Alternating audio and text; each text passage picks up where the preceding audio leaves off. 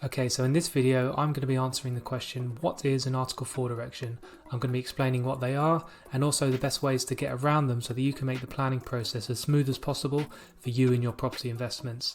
So in this video, I'll be answering the question, what is an Article 4 direction? The best ways to find out if your property is affected by an Article 4 direction, and also the best ways to get around them. And I'll be doing that at the end, so make sure you stick around for that. So I've been in the planning industry for over 10 years, and in those 10 years, I have seen investors and homeowners use all sorts of tools and strategies within the planning system to make as much profit. And Article 4s are kind of quite central to all of that. They cover everything from rear extensions, side extensions and roof extensions, but also things like changes of use. So changes of use from commercial to residential, and also HMOs. So first of all, let's start off with what is an Article 4 direction. So what is an Article 4 direction? An Article 4 direction is something that local councils put in place to restrict certain types of permitted development. So the General Permitted Development Order is a bit of government legislation, so at national level is basically a list of development options that you can do, and it relates to things like side extensions, rear extensions, roof extensions, changes of use like commercial to residential, and it also relates to HMOs.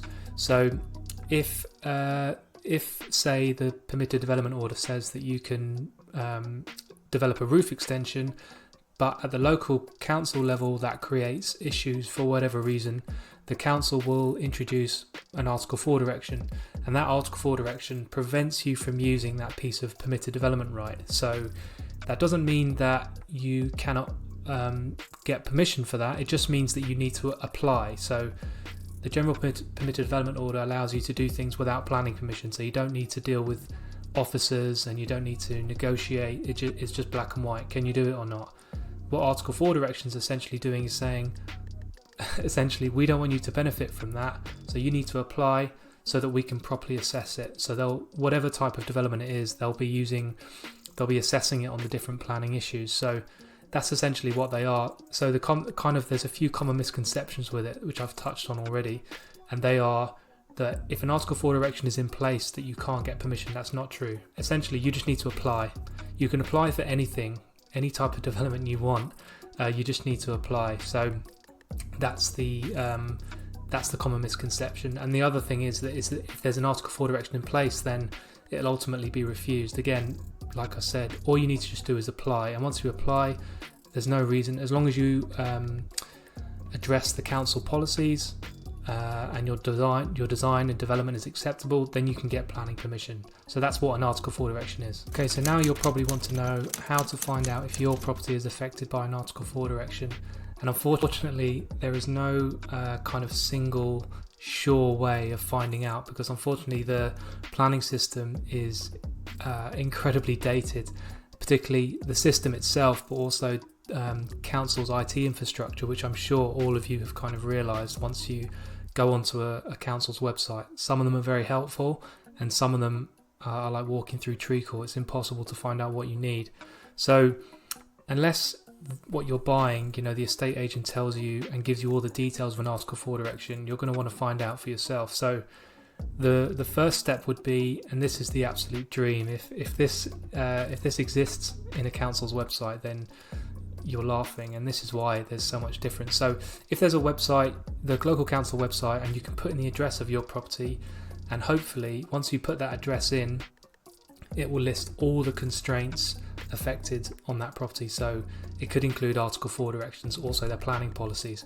But hopefully, if you put the postcode in and the property address, you'll click on the Article 4 direction, and the Article 4 direction it will just list all the things you can and can't do. That would be the best thing that you could find, and there are some that do that. The next one is sometimes councils will just list all of the Article 4 directions on one page.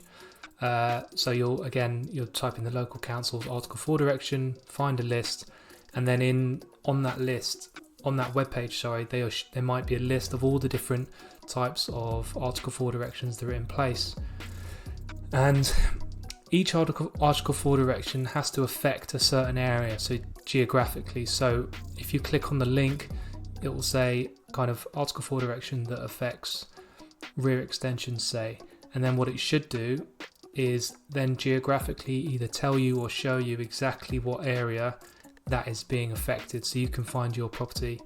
Like I say, it's not ideal, but it's the second best way, and that's a pretty good result, to be honest.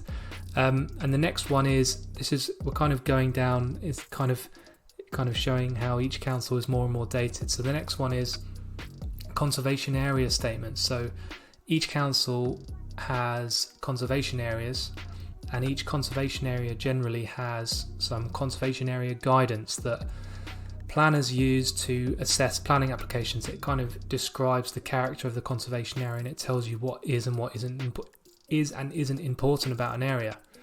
And in there, sometimes they will list types of restricted development. So again, most of the time it's on a PDF.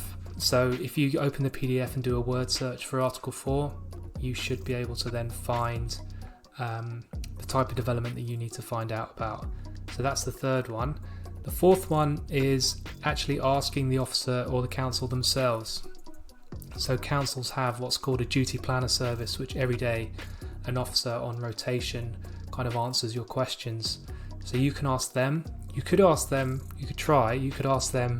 if your property has an Article 4 direction in place. Sometimes they're a bit funny, they might not help you, because ultimately whatever they say is not binding, so they don't want to be in a position to do that, but they can point you in the right direction. So they might point you towards a web page you can't find, or a resource you can't find, that will then explain whether or not your property is affected by the Article 4 direction.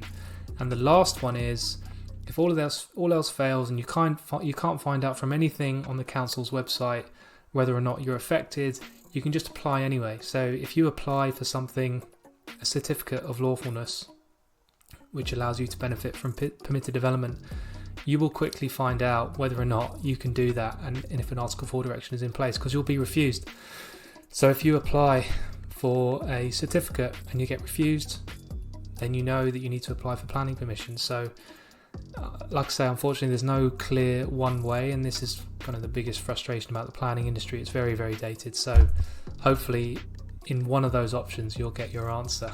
Okay, so if you want to find out how to get around Article 4 directions, there are kind of three main ways to do it. And the first one is kind of what this video has been about. It's kind of finding out the detail of the Article 4 direction. Don't assume that Article 4 directions prevent all types of development that you want to do.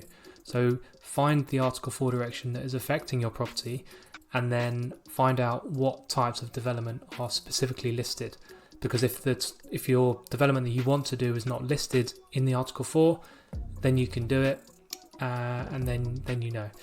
The other one is, and again I've alluded to this, is to apply for planning permission. So again, the common misconception is that if there's an Article 4 direction in place, that you can't do that development, but you can always apply. So if you apply for planning permission, all you need to do is satisfy, and I say all you need to do is easier said than done, but all you need to do is comply with the local policies, negotiate with the officer, and then get your decision in place. And the last one is, and if you're using this video as kind of research, or if you're at the research stage, all of this will tell you that maybe you should choose a different property that isn't affected by an Article 4, because if you want to do an HMO, or you need to do a certain type of development, and then you're not confident that you can get planning permission for it, and you want to make sure that you can use permitted development, then find another property that isn't affected by an Article 4 direction. And those are the kind of three main ways. So that wraps it up. Hopefully now you know what an Article 4 direction is, and if there's anything I've said that you need me to go deeper on, or you'd like me to explain further, please leave it in the comments below, and I'll be happy to do another video on it. So don't forget to like and subscribe, and leave a comment, and if there's anyone that you think would benefit from this video, please share it with them, and I will see you on the next video.